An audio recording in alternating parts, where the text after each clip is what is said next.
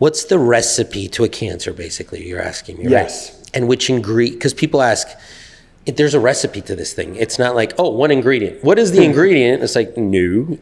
It's like, how do you make a bomb kind of deal? Yeah. That's what you're asking me, Yes. but how do you make this biological bomb? Yeah. And it's like, well, there's a few things that are necessary. And there are things that can make this bomb more powerful. You could get a little firecracker, you could get an atomic bomb.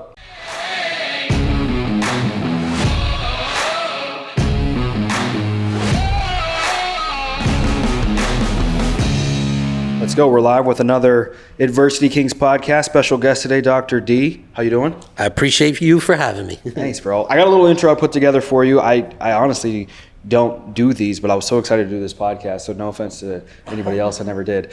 But I got this little bit of research. So Dr. D has devoted most of his life to the study of human potential, including a bachelor's degree in biology, doctorate in medicine, master in business administration, and a research fellowship in general surgery and the Metabolic Institute at the Cleveland Clinic. Is that correct so far? Yes, sir. Yes, sir. Okay, a couple more things. Dr. D and Biohax medical team are known for contributing advanced studies, research, and papers that continue to push the edges of medicine with profound positive results. Dr. D founded Biohax because of his own personal journey where he learned to successfully biohack his systems in order to overcome a serious illness. From his personal wellness success, he self-funded and built the Biohax brand. Dr. D continues to expand the Biohax brand by doing global speaking engagements and educating the world about topics like epigenetics, human performance, longevity, hormone optimization, heart disease, and more. Yes, sir. Thank you so Decent? much. That was great. Right, bro? Thank you, man. Combination of some ChatGPT, some research, and putting all these things together. I was like, what is epigenetics and all these cool things? And man, before we jump into all these little topics I put together, I want to dive deeper into your story. Where were you born and raised? What was growing up for you like? Yeah. And again, thanks for having me. I'm very grateful for you taking the time. Us in your space. Yeah. Our man cave, right? Yeah, literally. With this hyperbaric chamber behind me, looks like a spaceship, right? Literally. Hyperbaric chamber there. There's a cryo chamber back there. Crazy cold. That's minus 220 degrees. That's insane. That thing goes to, yeah. So do you do cold plunges or you just jump in there? I have a cold plunge in my backyard, like the Morosco Forge, the one that freezes like over. Ices. Yeah, I have that. Is there technical differences between a cryo chamber and a cold plunge? I mean, look, you'll have a lot of people get into the nuances of it. To tell you the truth, your body goes into hormesis, right? Which is just this kind of like you're challenging your body to kind of reset itself, and cryo does it. The cold plunge does it. Cryo will have more benefits though for like your musculoskeletal system, et cetera. Like the orthopedic guys tend to like cryo very much.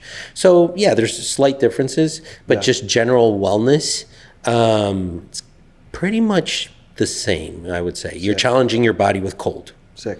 Yeah. Super sick. So what about born and raised? What was that like? Oh yeah. So born and raised in the hood in Newark, New Jersey. Okay. Mom's Brazilian, dad's Portuguese.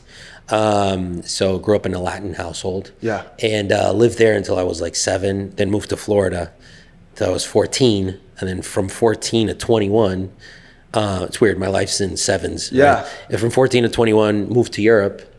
Then came back, did undergrad here in Boca Raton, Florida at FAU. Then I didn't get into med school for a shot. So I went overseas. I went back to Europe for 2 years and a half. There was a U.S. program. There is a U.S. program there where you get U.S. student loans, et cetera. It's a big medicine program. At the time, it was the 10th largest medical programs in the world. 2,000 med students, really big. Yeah. So I went there for 2 years and a half, and then came back here, did my rotations, and all over the U.S., Arizona, here in Florida, whatever. Then I went to Cleveland Clinic, Florida, and did my research year, and then I dropped out. Now, what took you I'm going to rewind a little bit. What took you when you were 14 to 21? What took you to Europe then? My dad's business at the time. Yeah. So did you grow up in an entrepreneurial household? Somewhat, yeah. That was my dad's years of entrepreneurship. So that was, it didn't end well. Yeah. But yeah, for those years, yeah. Which parent were you closest to growing up, or was there Mom. different seasons? Mom? Mom. I mean, close to both of them, but Yeah. mom was definitely Mama's boy. Yeah, 100%. Okay, same. So from growing up, when did you start knowing that you wanted to be like in the medical space and you wanted to help people? I got into the body like real young, Yeah. like because I was a little overweight at about 12, and then I started working out. Yeah. And then I got a little six pack at 14, and then I got really consistent with working out, and then I started getting very curious. Just, I didn't know there was a doctor in me, right? But then I started reading on biology, and like I really fell in love with biology. I'm like, oh, this is cool. And then if I eat this, this happens, and if I eat this and this and that happens. And then in school, what I did the best in was actually physics. But it's in physics is an area where it's like it's the smallest area of the human body. We don't talk about like frequency and vibration of the body. Yeah. We talk about chemistry and medication and changing the anatomy through surgeries and so forth. We don't talk about physics. So then I really went down that rabbit hole. Like I did extremely well in physics, and then I was in biology, and then I just started really liking the body, and just like, but back then already I got very curious about the root cause of what brings ailment to the human body, which that's where the physics component comes in. And that's where you get into quantum medicine even. Oh, wow. I didn't even know there was a quantum medicine. Yeah, of course. Yeah, quantum level of everything, including your body's state of dis-ease or healing. And so that ultimately just allows you to kind of like reverse engineer to like the absolute point of origin. Yeah. I mean, if you break down like where is this mishap happening in your body? Yeah, if you think about it, look, you have the body, and then a little bit smaller, you have organs. Yeah. And then if you break down the organs, you're going to have tissues. Then you break down those tissues, they're going to be cells. And then those cells, then inside those cells, there's organelles. Yeah. And break down those organelles, then you go into molecules.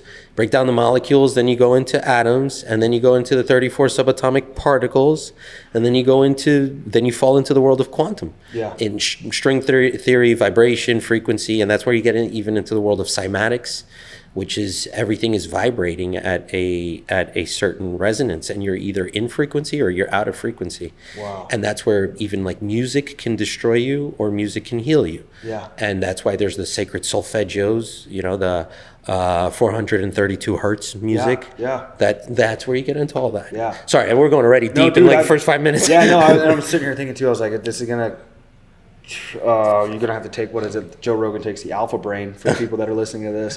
Yeah. I was like, man, maybe I should buy Alpha Brain before I talk to Dr. D. But then I was looking at it and I was like, you know what? I'll take it. And he'll be like, did you look at everything that went in there? Is that all organic or something like that? Do you take anything like nootropics or anything like Alpha Brain? Well, it's funny. I was on the founder of Alpha Brain's podcast, Aubrey Marcus. Okay. So yeah, I'm familiar with the company. And yes, I do take nootropics. Right before talking to you, I took 800 IU of oxytocin. Okay. Compounded in the pharmacy though. So oxytocin, which is the love and cuddle hormone. Don't worry, I'm not going to hug and kiss you. It also helps you with word finding ability and just like calmness, etc. And even like moms when they just cuddle with their child, or you hug your mom or your significant other, your oxytocin levels go up, and it allows you to better communicate as well. Wow. Yeah, so I just took got some oxytocin 30 minutes. going. I'm going to dive into notes so I stay organized here. So starting with your morning routine, protocols to reverse plaque and keep the shape you have. I notice when I'm following you on social media, you have this morning routine or this routine in general, and you will emphasize the different things that you're supplementing your body with. Yeah. What's kind of describe to us what does your morning routine look like, and then how can we kind of apply that to the average or everyday person? Yeah, my morning well, I run into you sometimes at the gym, right? Yes. So there's no BS here. So obviously, hit the gym, and then some form of fighting, either jiu-jitsu or kickboxing, which sometimes we run into each other there too at the gym. So I feel like I need that in the morning just to like jumpstart my day. And the very few times I don't do that, it is an extremely strange day for me. It is very weird, man. It's like, wait, I didn't challenge myself this morning. Like this morning, I was at Fight Sports with the pro jiu-jitsu team. Yeah, it sucked. I got mangled, I like can really only bad, but it also, when you get out of there, you feel so accomplished. And then when you start your day, man, it's almost like you can handle almost anything. You know what I'm saying? So I do that. And then after I do that, I take a bunch of supplements. Like I take about like 50 to 60 capsules of different things, all the way from curcumin, from methylene blue, berberine. It depends on what I'm trying to tackle. In this case, I'm trying to tackle a little bit of plaque that came up on my Clearly exam, which I definitely recommend everybody to do. Just a little side note here. Clearly is, I think, will be, it's quickly becoming the future of detecting heart disease and stroke because it's AI with a CT scan. So it actually shows you how the little bits of plaque you have, and it shows you the soft plaque, which is most dangerous. So I have a little bit of that, despite being crazy healthy, and and not having familial hypercholesterolemia or whatever. So right now I'm actually undergoing really deep tests to try to figure out if it's an environmental toxin or something that's causing that in me. But also I'm upping my supplement game, and even I'm going to start some crazy IVs, something called Plaquex IV, to help reverse this. Anyways, I go down a crazy protocol, rabbit hole of protocols. But so yeah, I'll start my day with a couple injections too, always between 2 to 6 injections of peptides and bioidentical hormones. A lot of subcutaneous I'm seeing. Any intramuscular? So I got a testosterone like a year and a half, 2 years ago, and it's intramuscular. And I'm like, I hate doing the intramuscular. You don't have to do it intramuscular. I've always been told you have to do intramuscular, and I was like, I think Dr. D has subcutaneous supplementation, and I've heard you mention in story there's subcutaneous testosterone. I'm like, so is that a way to actually? Yeah, because I microdose. I take a little bit every day. So right now I'm taking about 180 milligrams a week. It depends on my blood work. Like if I try not to be anywhere above 1,200, but I don't want to be lower than, let's say, 900. I definitely feel it when I'm lower than like 80. I was 500. That's not bad for natural. That's great. Was it really? Yeah, for an American, I was like, because I would see all the memes, and I was like, seeing memes where it's like 20 years ago, testosterone was twice as high on average as what it was, and I was like, oh, maybe mine should be an average of 1,000. But I'm not like one of those guys that's like, oh man, I want to take a bunch of different, would it be exogenous? Like I'm not looking to do that. I wanted to just maintain a healthy level of test, but I was like, 500 is too low. I should be like 1,000. Yeah. That same philosophy. And there's 2 metrics to the testosterone, right? You have your free testosterone, and bioavailable. Yes. Yeah, so and then your total. Okay. Yeah. So then there's the interplay of how much your body's actually allowing you to have available to use. Yeah. Right. But yeah, man. I mean the whole thing with subcutaneous, obviously if you're old school, like how we were first taught, and we're definitely not taught this in med school, but let's say taught medical colloquialism, right? Hey, do 200 milligram one shot, or 1 cc of 200 milligram testosterone once a week. Yeah, if you're going to put all that under the skin, that's going to suck because it's going to be this big bundle of oil under your skin. So you don't want to do that. But if you're microdosing, right? So if you're doing like 0.1 or 0.015 or whatever on an insulin needle, you can put it under the skin. It's fine.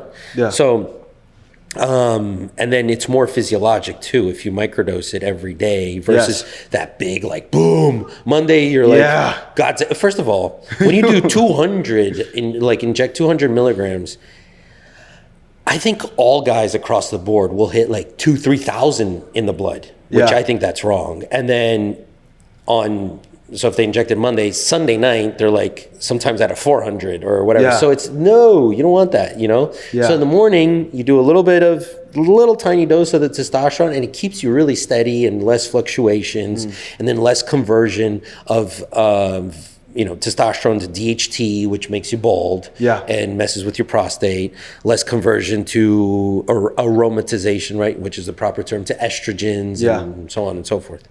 That makes sense as well. Transitioning into the next one, I heard Patrick Bet-David talk about full body scans. And he arranged, one way he optimized his schedule over the last year or two.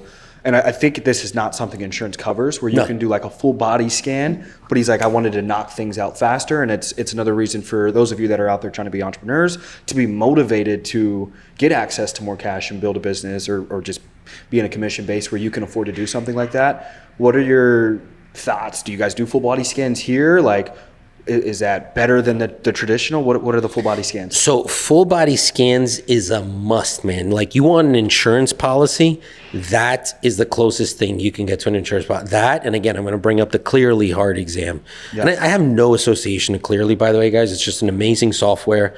Do you guys do the Clearly here? No. Okay. Only imaging centers. Okay. So what we do, we're a 50-state licensed telehealth company. Okay. So Biohax, I mean, you're sitting in the headquarters here in Miami, but we service all the United States. Yeah. So when we sign up our clients, depending on the package they pick, the full body MRI already comes included. So then the guy's like, oh, I'm in LA, where am I going to do it? So our team, we already have connections with labs and so forth. We're like, oh, you're going to go here. Sometimes we'll have a client that lives in a very remote place, and then we'll find adequate centers with adequate machines, because you want to do it on a 3.0 Tesla MRI. You don't want to do it on a 0.3 Tesla MRI, which that's happened to us before. And it's like, oh, Jesus, this reading's terrible. Yeah. Well, the MRI machine was terrible, know? So we will coordinate it for the patient, and it's included. Like, once they pay, they buy the package, we pay for the client. It's like, hey, you're going to go to this location, blah, blah, blah, and do it. And what that gives you is so much detail across the board on your body. I mean, we can see if there's any little weird growth or whatever. It's like, hey, that can be cancerous, or maybe that's not, or maybe that's just a little cyst. Let's keep an eye on it, and so on and so forth. Between detecting plaque, which is the number one killer, and then cancer, then you're left with what? Autoimmune diseases. That's the other big guy to kind of watch out for. And you could detect those early on with immune dysregulation that you could catch on blood work. So you keep an eye on those three. That is pretty good insurance. Where do we proactively beat the cancer and the heart disease?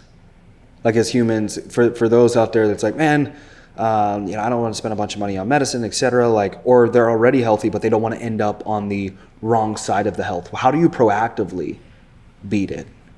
So by, first data, getting diagnostics, right? Yeah. So you to beat the disease itself, you have to do the diagnostics ahead of time. So you have to be on point on detecting this stuff. Yeah. And then after that, there's, amazing protocols for, maybe I word it this way. What's the biggest contributor, you think, to heart disease and to cancers? I've seen a lot of videos on like type 3 diabetes, the undiscussed type diabetes. Alzheimer's, and a combination of lack of sleep and sugars being massive killers or contributors to cancers or the Alzheimer's. Is there like a lot of alignment and study that shows if you are ingesting way too much sugar and having, poor quality sleep or not enough sleep, is that a kind of a proactive solution? Mm-hmm. Cut sugar out, sleep more. So what's the recipe to a cancer, basically, you're asking me, right? Yes. And which ingredient, because people ask, there's a recipe to this thing. It's not like, one ingredient. What is the ingredient? It's like, no. It's like, how do you make a bomb kind of deal? Yeah. That's what you're asking me, but how do you make this biological bomb? Yeah. And it's like, well, there's a few things that are necessary. And there are things that can make this bomb more powerful. You could get a little firecracker, or you could get an atomic bomb. Yeah.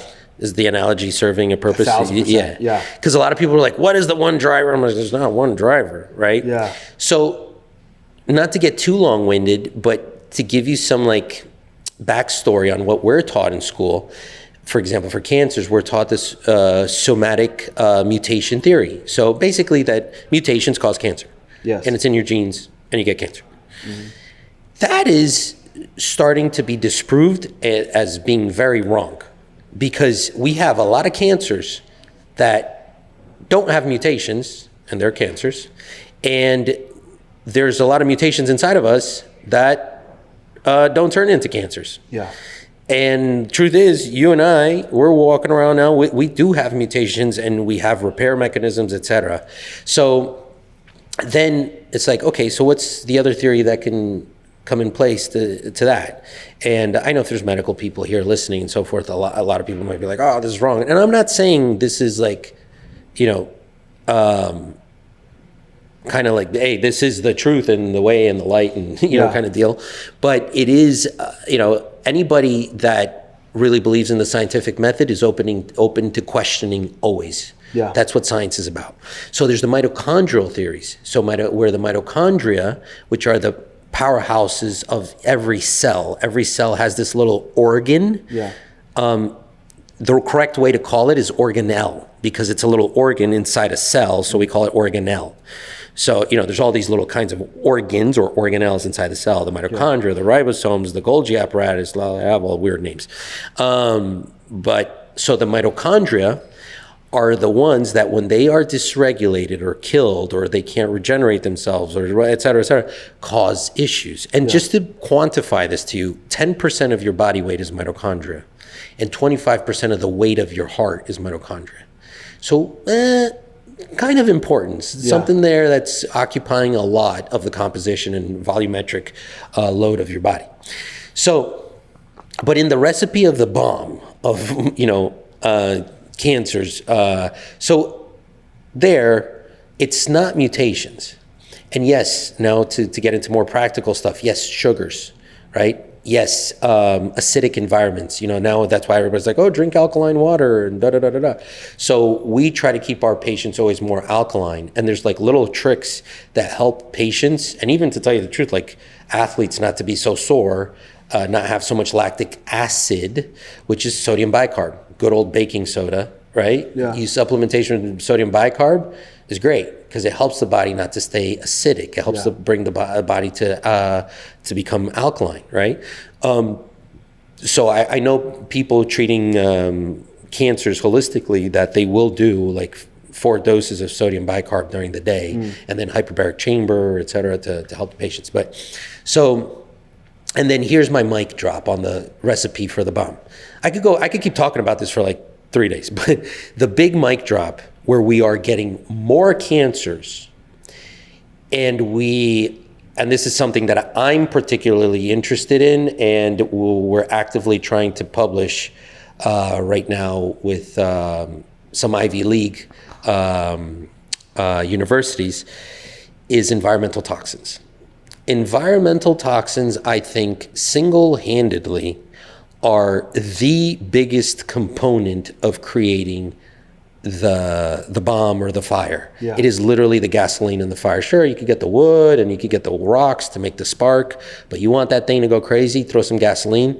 The environmental toxins are the gasoline. And there's probably not one toxin in particular, because I remember hearing about phthalates. Is it phthalates? No, there's a bunch of them. Just multiple different things that I can imagine. Because a big thing you're hearing now is the microplastics. Microplastics. But like you're saying, there's not one in particular piece to the recipe. It's so many different things. Absolutely.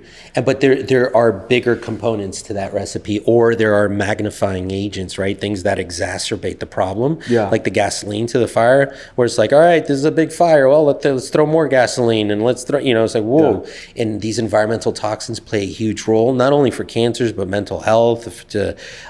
We do environmental testing here. We actually have the largest database in the world, I didn't know this, of environmental toxins versus epigenetics, which I can explain that a little bit. But basically, epigenetics allows you to, and this is like my favorite word in the world. I was wondering, I still don't even know. What is epigenetics? So check this out. I'm going to tell you a little story, and you'll probably never forget what epigenetics is again. So remember when they were calculating the Human Genome Project back in 2002? There was this thing called the Human Genome Project, and they were trying to figure out how many genes are inside of a human. So they figured that humans would have a lot of genes, maybe in the billions, close to a billion, because a grain of rice, they saw that a grain of rice has 52,000 genes. So they're like, okay, that's cool. Then they saw that the mosquito has 170,000 genes. Now for your listeners, don't lose me right now because this is very important.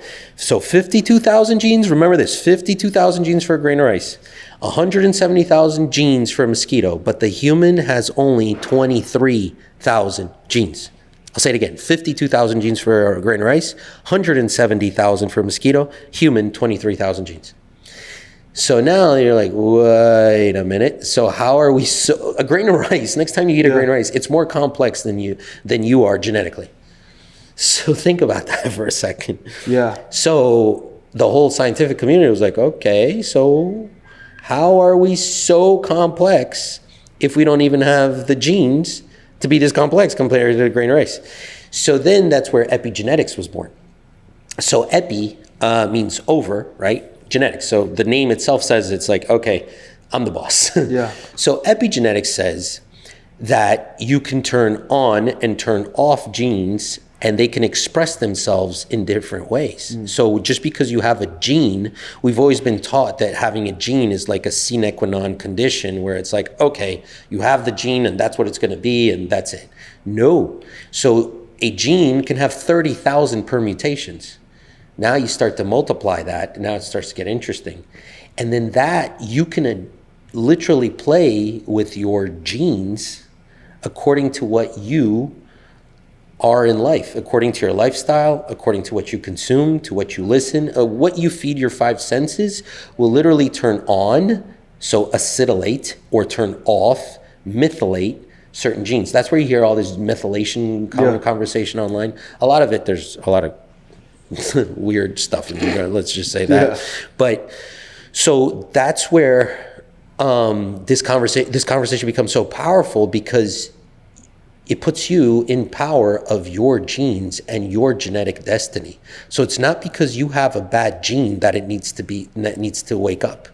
Now, is it true that we have the science or the knowledge and capability to genetically modify, like, our children? You know what I mean? Like, you have enough, is it enough money, or like, what does that look like to? Yeah, that's called CRISPR. Okay. So that's different. So that is actually changing the gene itself. Like CRISPR technology is different than epigenetics. Epigenetics, you're adjusting the expression of the gene.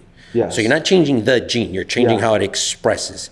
Well, CRISPR cancer go away if we can just cut out the cancer? Yeah. Genes? So technically, that's what CRISPR is for. Yeah. So, but here's the thing. What you're saying is, look, about only 5% of people come to the world. I don't even know if it's that, to tell you the truth, that much. But let's assume it's not more than 5%. But only about 5% of people come to the world with actually defects, like in weird genes or weird familial this or HNPCC, like for cancer, or FAP. They have FAP, familial adenomatous polyposis. I mean, they're gonna have colon cancer if they don't. I mean, there's no questions asked, right? A bunch of these weird different genetic diseases. So it's about 5%. But then why is more than 5% of the world sick? You see what I'm saying? Yeah. So for those 5%, yes, of course, if you could adjust their genes, that would be great. But now, how about the other overwhelming percentage of people that are pretty much born perfectly and get sick? It's not that the fish is sick. It's the fish tank is sick and is making the fish sick. Wow. You see what I'm saying? Yeah. And that's where epigenetics comes in. Wow. Because we can tell now, all this research is being done and we're actively participating in this. I'm on the board of this amazing epigenetic company, guys, and look them up, truediagnostic.com. They single-handedly have the largest epigenetic database in the world, bigger than any government institution, anything. And the work these guys are doing is phenomenal. Like they're going to change the landscape like forever, because they're looking into, and we're participating in this, into which, for example, red 40, yellow 6, atrazine, the phthalates, the whatever, the molds, whatever it is, toxic halides, et cetera, what are they doing to your genes? Why are they turning on the diseased part of your body? You see what I'm saying? So it's so powerful, and at the same time, it puts us back in control, because we're, the narrative out there lots of times wants you to, be scared and think that you're not in control. But the epigenetics is very motivating because it allows us to be in control of our destiny or health. Wow. What are your thoughts on, is it telomeres? Yeah, telomeres. What is that? What is... So telomeres are, they were, so on these epigenetic clocks, we call them clocks, okay? The first ones that came out, I don't know if they were fully and solely based on telomeres, but pretty much 100% based on telomeres. So telomeres are the tail at the end of the chromosome, and they're shortening as the clock is ticking. And they have a limited amount of time. And once they fully shorten, then you also expire. Yeah. So the telomeres then were, back in, let's say, 2015, I think, were the first epigenetic clocks. And don't quote me on this because I won't remember that well, but Dr. Horvath and Dr. Hanum were the first guys to really put out these epigenetic clocks. And a lot of them were based on telomere lengths, et cetera. But at the same time, these epigenetic clocks worked for some people and failed for others. So I was like, but now, I believe we're on the third or fourth generation of epigenetic clocks, and they are extremely precise, but they don't only use telomere length. They use a slew of other variables that allows us to see how fast you're aging, and so that how your lifespan is effectively being affected due to your lifestyle, and also allows us to see your health span as well, which are two different things. Lifespan and health span. People tend to think they're the same, but sometimes a person will have a great health span and their lifespan is terrible, or vice versa. Yeah. Wow. Yeah. That's crazy. Yeah. And we measure both. And sometimes we're like, hey, your health span's great, but your lifespan not so much. Like, wait, huh? How do you? Yeah. Yeah. So. Wow.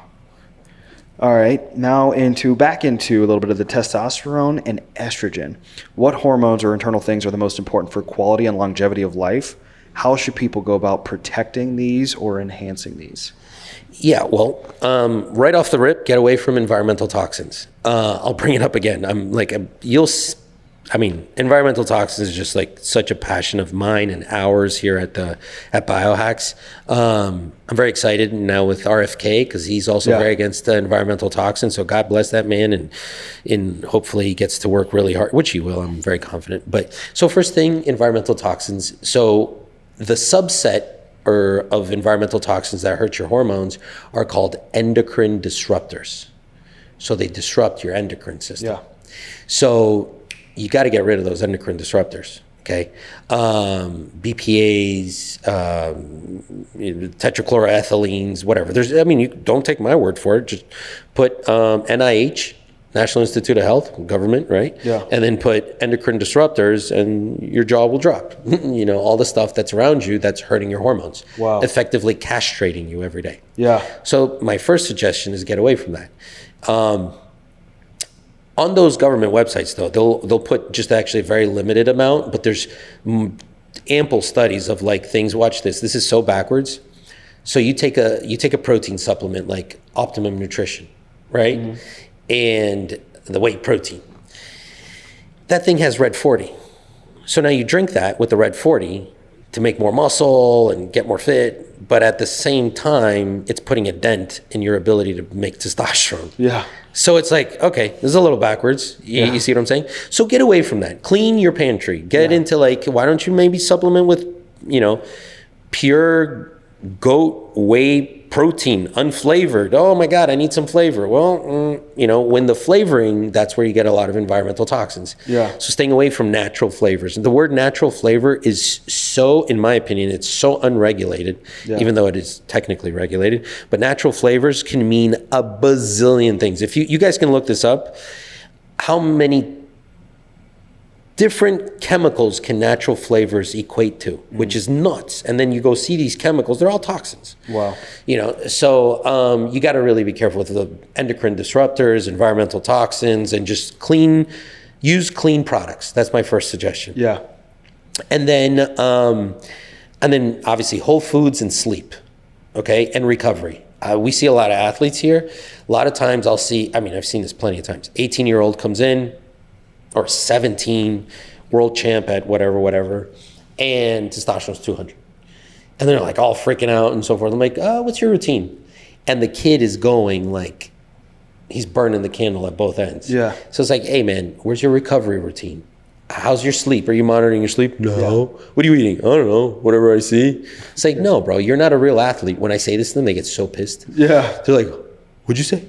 You're not a real athlete. You're not a professional athlete. That's actually what I say. No, you're not a professional. You know what a professional athlete means? That means like Cristiano Ronaldo vibes. Yeah. You know, that's what that kind of means, you know? Like those guys that are taking it like super serious. Yeah. So recovery, sleep, whole foods, avoiding environmental toxins, then you're starting to bump up your testosterone a couple 100 points. And if it doesn't, then you got other things going on, and that's when it's time to perhaps, see a doctor about it. And now, from my understanding, I think a lot of like surface level gym guys would think, testosterone is the biggest driver for obviously the muscle development and all of that, but also they link it towards the sexual desire. And from my understanding, isn't it estrogen? For sex? For sex? And is it estrogen that drives or contributes to our sexual desire as men? No, it's more testosterone. It is? By far, yeah. But our sexual desire, it's not, again, it's a recipe. Okay, yeah. There's multiple things in there. The testosterone is definitely if you're going to make, I don't know. A sex bomb. But yeah, if you're going to make like a pasta, yeah, whatever, a fettuccine Alfredo, the testosterone is definitely the pasta itself, yeah, right? Yeah. You could say the estrogen might be the sauce, and even progesterone plays a role, right? Yeah. Cortisol and et cetera. So different things play a role in your libido or sex drive. Yeah. But testosterone definitely plays a role. But now the balance of them, like the recipe analogy, right? You can make a terrible tasting fettuccine Alfredo, or you could make a really good tasting one, right? Yeah. So that's the balance between all those hormones. But testosterone is definitely it's the pasta. Now, what are you seeing in the women athletes and women working out and things like that? And because what I've seen, heard is girls work out real hard and then they'll start losing their period and start like, I'm working out too hard. Maybe they'll die. Like, what are you guys doing to help the women athletes? So I mean, when women work out and then they lose their periods, which that's called amenorrhea, I mean, they're really pushing it, right? I mean, you got to think about it. Like, why would the body say like, hey, I'm going to stop the period here just because it sees it's in such an extreme stress, whatever, in self-induced stress, but it sees that it's in such a, stressful environment that's like you're not apt right now to bear a child. Yeah. So it cuts the girl's period. And that will happen with athletes, but when their level of training is that high,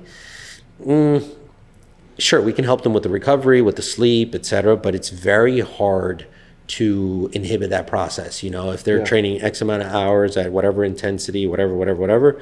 I mean, that's something sometimes tell the coach and, see what they do. But it is something you see in girl athletes. What about women needing some testosterone?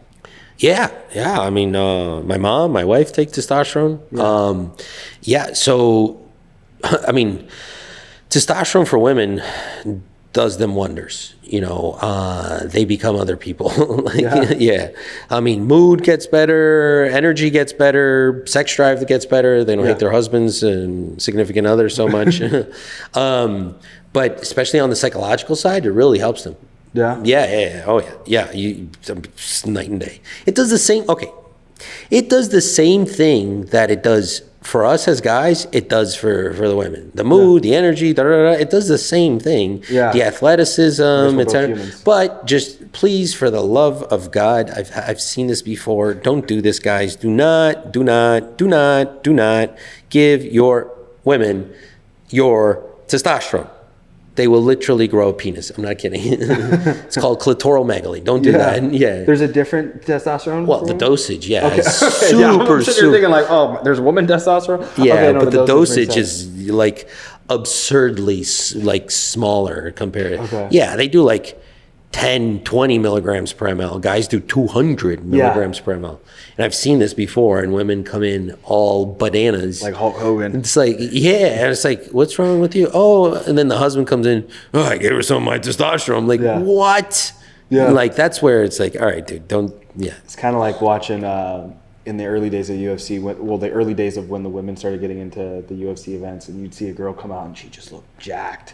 Oh, I don't know if I'd want to fight that girl. Yeah, no, 100%. She's definitely taking 200 ml a test or something. Sweet. So, okay, we already answered that one. I don't know if I like that one. Yeah, go with the one you're feeling. Yeah. The vibe's always important. Power of the gut. Oh, Gut. yeah. I want to talk about the gut. Oh, so yeah, the guts. now we'll open up with the gut in regard to the vitamins that you're taking. Your gut process all the vitamins. It doesn't irritate your gut. It doesn't.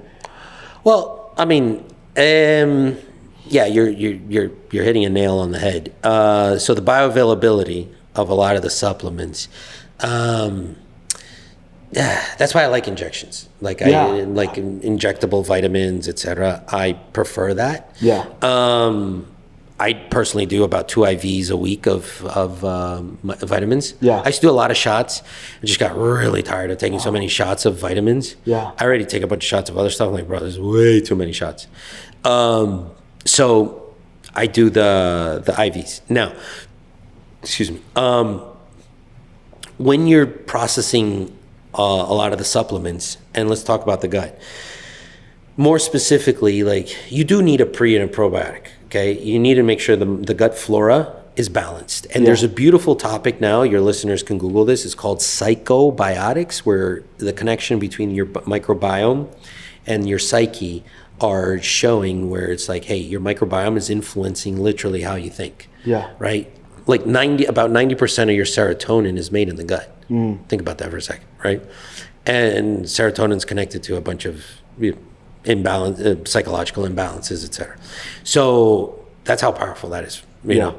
Now, you definitely need some microbiome support. Another thing that I know for sure there will be listeners here that this will hit the nail on the head. You're taking a bunch of Tums, and you're taking a bunch of antacids, and you're taking Prilosec or omeprazole, and you're taking all this garbage because you have heartburn.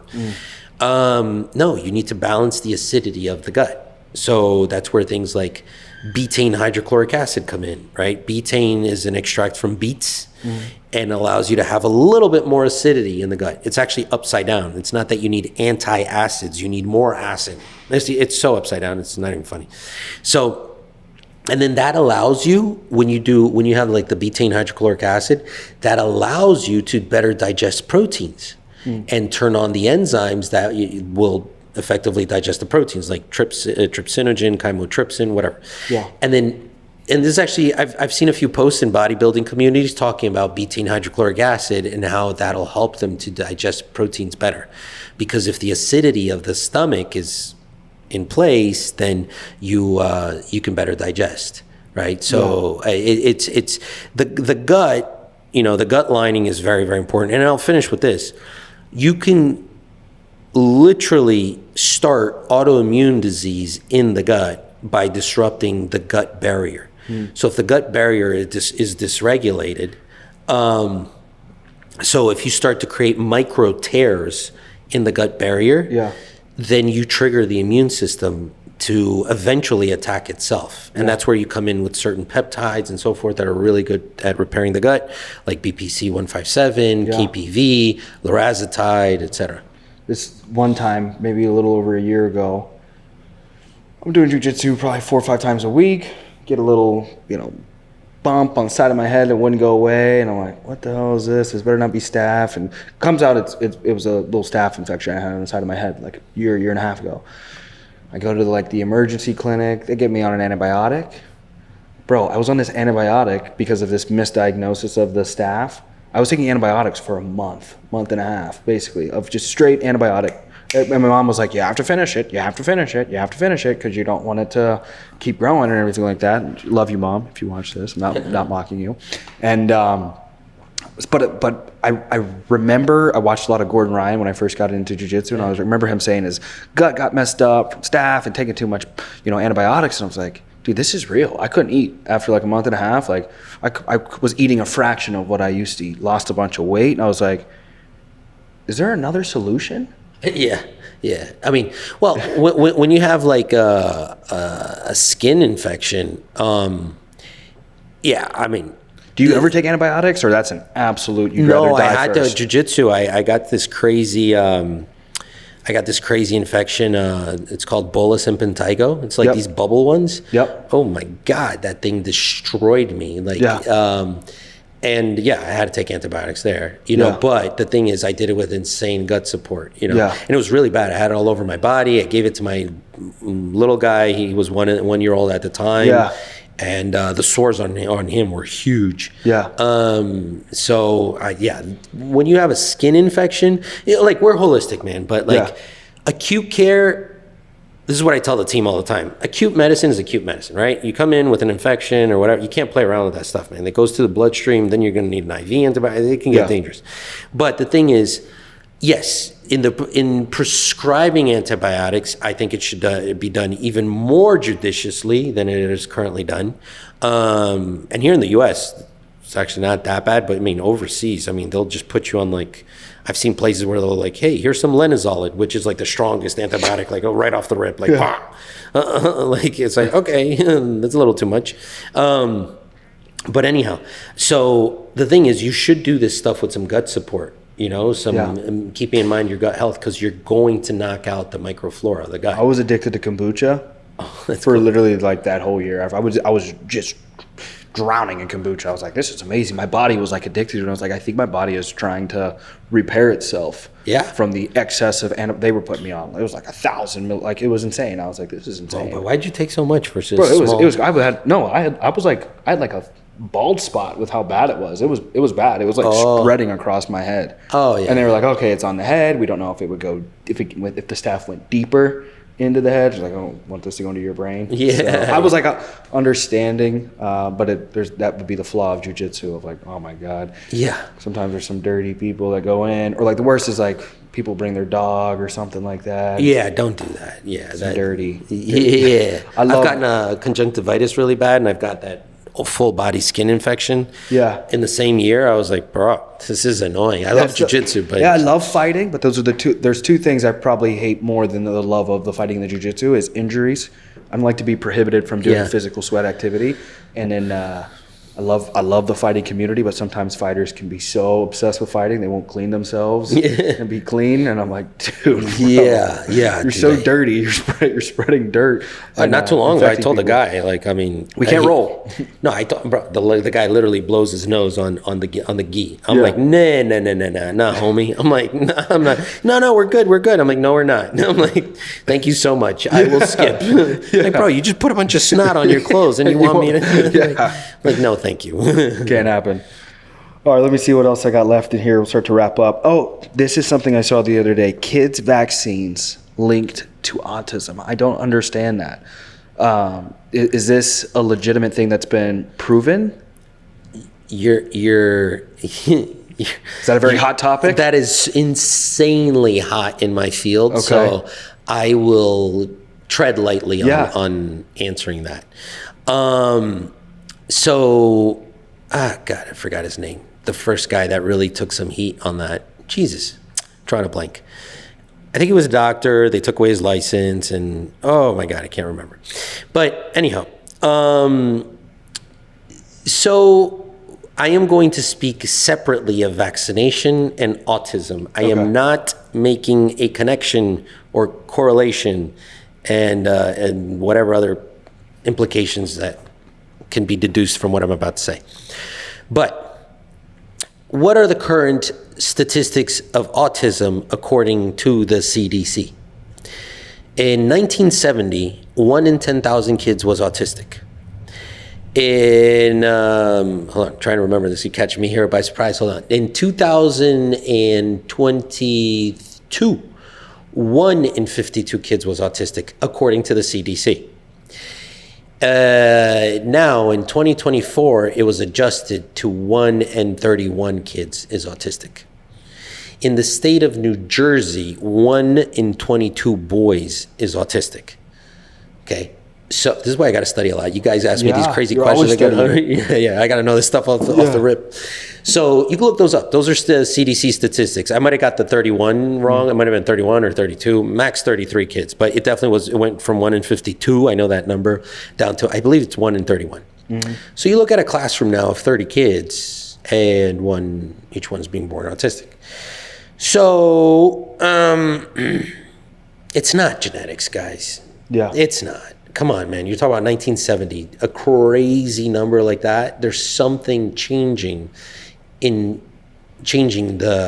psychiatric, let's say, neurochemical makeup of children. I really believe. And that can happen after birth. Like, say, like my kid's born and something. Well, I don't know. We're not linking it to. Maybe I'll talk to you after this because I'm actually just genuinely curious for my future. But no. But I'll like what you're talking about. Like, there's something called Rett syndrome. And it is regression. It's documented regression on girls. Now it's not only for girls, but Rett syndrome from 2 to 4 years old. Mm-hmm. They're walking fine. They're talking fine. And like, oh, my child's developing very well. And then all of a sudden they start to slow down and reverse and start to lose their developmental milestones start to go backwards. Yeah. And it's so Rett syndrome. And nothing I've said here, there's no opinions. These are facts. You guys can look it up. Rett syndrome, RETT syndrome, right? And now there's more of these. And there's a big movement, not a big movement, but there's a movement to normalize autism. So I got off a stage, a pretty big stage. There were about 3,000 attendees, and I was invited to speak, and I spoke a little bit about autism and so forth. And I had a family approach me afterwards saying that they wanted to fact check me on their podcast. I said, okay. Right after I got off stage. They're like, we think autism is the new thing. It's kind of like the new norm and et cetera. And there's a whole name to this in medicine. I don't remember what it is right now. And I had never heard of that. And I said, wait a minute, what? And they have a high functioning autistic child. And I don't, and I will never agree to saying that an autistic kid it's a new norm. Yeah. Right. So basically, the ideology or the school of thought says, some people come with higher levels of social awareness and so forth, or socialization skills. Sorry, that's what I meant to say. So higher levels of socialization skills. The autistic kids don't, but maybe they come in with higher levels of something else. Right. Yeah. Analytical abilities or whatever.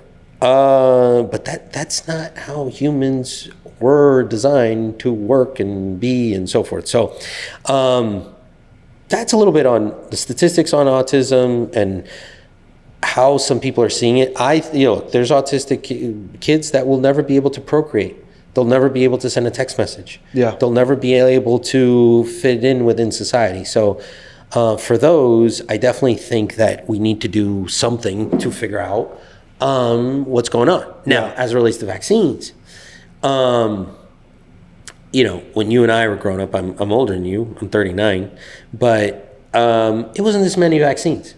Yeah. It's a lot of vaccines now. I forgot the number, but by the age of 12, it's a ridiculous amount, something between 50 and 70 vaccines. Yeah.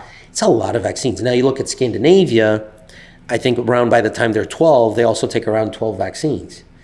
So it's not that many. You see what I'm saying? So, and then there's some things I don't understand very well. Like maybe it's given a little too soon. Like for example, hepatitis B. You give the hepatitis B vaccine at the moment the child is born. I'm talking about like pull the kid away, you're wrapping him up, and boom, hepatitis B vaccine, right? So it's like, that's a sexually transmitted disease. Why do I need to give this in every case right now? And then supposedly there's a pretty high dose of aluminum in there. So, and then aluminum displaces, if I'm not mistaken, GABA in your brain. So it's just, I don't know. I mean, maybe delaying it, maybe a few less vaccines or whatever. Yeah. But, I do think that it deserves a little bit of a recall, And you really caught my attention the other day because I was watching your stories, and it's like between you and Joe Rogan, it's like where I'm going for like my medical advice. And I know some people. Joe Rogan's cool. He knows a lot of stuff. Yeah, well, he's got the guys on there. I like the guy that he gets on there. Yeah, he's a good dude. I forgot. Dates, more dates, more plates. Oh, him, yeah. Him and Ways to Well, Ferris Bueller. I like that group as well. But you said something of like you can find like a holistic doctor, kind of similar to like Biohax. I would imagine. Would that be a good way to kind of define like a holistic approach of bioengineering your life? But you can't find a holistic pediatrician. Oh my You mentioned God. that, and I was like, bro, I would want that for my kids. I would pay everything to make sure there's a holistic pediatrician that's specializing in how can we develop the child from day one and give them the best medicines and the best proactive protocols. Yeah, if there is a holistic pediatrician out there listening, please reach out. We'll refer so many people to you. Bro. Yeah, because it's a headache. It is a headache. And I'm sitting here thinking, like, so what do? You just have to trust and do your own research, and then if there are acute situations, then you just got to kind of like trust the kind of the corrupt medical system that we have. Well, acute care, I mean, like, my son maybe 3 months ago, middle of the night, I'm watching him or I was sleeping, and then I hear him on the monitor, like he woke up and he was talking like, I don't know, a 60-year-old man, like his voice was really messed up. So he ended up having croup. Yeah. I mean, we just took him to the ER, and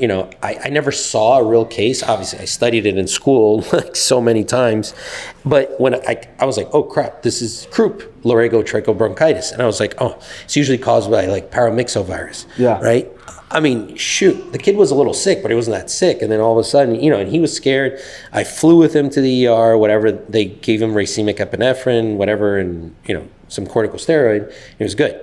So yeah, I'm grateful for that medicine, and that plays a role. But chronic care, especially for our kids, I mean, these guys can't even put a diet together for kids, let alone medicine.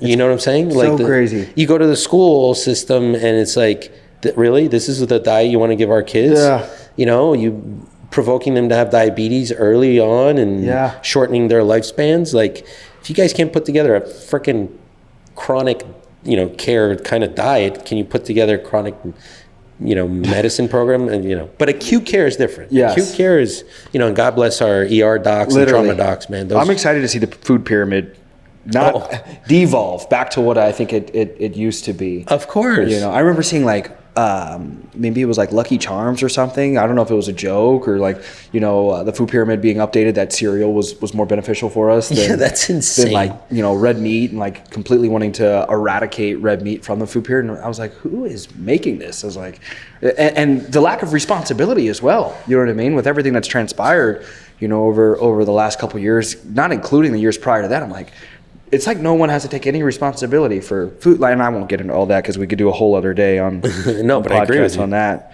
We'll wrap up with two more things. The second to last thing is I want to wrap up with being an entrepreneur with your wife. So you have Biohax, but you also have BioDent, and Biohax shout out Dental. We changed the name. Biohax Dental. You were one of the people why we changed the name. Yeah. Because you went there, and then my wife's like, "Oh, your clients went." I'm like, "They're not my client." And then I speak to you. I'm like, and then you're like, "I saw you didn't associate both companies." No. And we were already thinking about keeping it Biohax Medical, Biohax Dental. And then I'm like, you know what, honey, this is proof they're literally across the hall, and they don't know that this is the same company. I didn't put two and two together. I was like, I'm so excited to meet this new entrepreneur in the area. That's an incredible doctor, and I got your information off someone. You're in Europe, and then I scheduled with BioDent. And I did not put two and two together, and they're right across the hall, and they're like, oh no, that's Dr. D's as well, and I was like, oh, and we told you. I gotta thank you about that, because we literally, me and my wife at dinner were like, we should change this to Biohax Dental. Yeah, because then people. But we've had that scenario a few times. But you were the last straw. Yeah, man. Okay, so this is incredible. So I want to talk. So working with your wife, being an entrepreneur with your wife, how's that been? What's your recommendation to young entrepreneurs like myself, where I've just created a business with my soon-to-be fiance? What is your recommendations on that? And what's it been like? Listen, I wouldn't have now, like as the financial person, right? As the entrepreneur, I wouldn't have done 10% of what I've done if it wasn't for her. You know what I'm saying? Like, people say like, oh, I can't mix, with my wife. Bro, you don't like your wife. I love having her across the hall. Yesterday I had a little bit of a personal issue here, and I was like, hey honey, can you come over here for a second? We chopped it up for 20 minutes and it energized me, and I sent her like this beautiful text, and I was like, thank you. My spirit is calm now, and I appreciate having you, whatever. And it's like, love you back. And it's like, but it took us work to get here. You know what I'm saying? Family therapy, a lot of, going to Tony Robbins together, Date with Destiny, UPW, I think she didn't do business mastery with me, but anyways, a lot of personal development, church, good old values, sitting down, looking into each other's eyes, and just like really talking about life. Just that camaraderie that you can develop with, I'm saying a guy, like with a female, with your wife. It's just because they're different than you, man. They will bring a different perspective. They'll bring sometimes this, I'm the like, yeah, let's go. And it's like, wait a minute, hold on, da-da-da. And sometimes they need the, yeah, let's go, and it's this beautiful balance, man. That's why God designed it that way,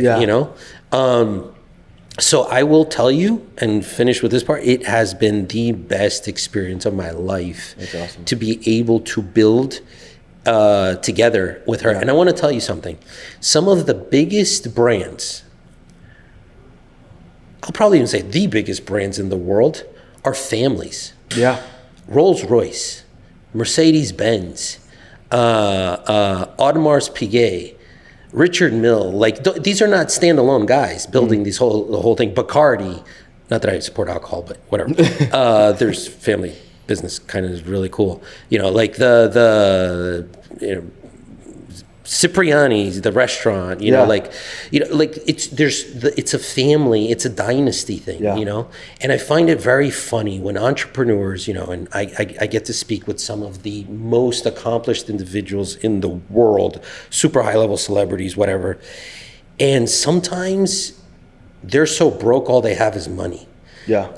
They don't have a social network. They don't have a family. They have a supposed social network, but they really don't. What can I get out of you? Exactly. Yeah. And it's like when you have somebody that loves you and is willing, and this, I love this word, is willing to build with you, build a human, a child, right? Build a business, build a family, build an empire, build a legacy. Dude, you are unstoppable. Yeah. And I'll add this, man. You ever see the movie 300? Yeah. The first one, when the guy comes and, the guy comes in and he's like, hey, this, like surrender, whatever. And Leonidas, looks at his wife and she gives him the nod. Yeah. Bro, you're talking about a really tough guy. You're talking about the head of the 300. She gives him a nod to like, mess him up. And he's like, this is Sparta. They just like front kicks him on the chest. He falls into that hole in the thing. That relationship right there, bro, that is the summary of how I feel like my life is with my wife. And that is cool, man. It's that sometimes I need that look. Yeah. And then, this is Sparta, let's go, That's so that right there, man, it to me is the best. It's the That's best perfect. thing. It's a gift from God. That's amazing, dude.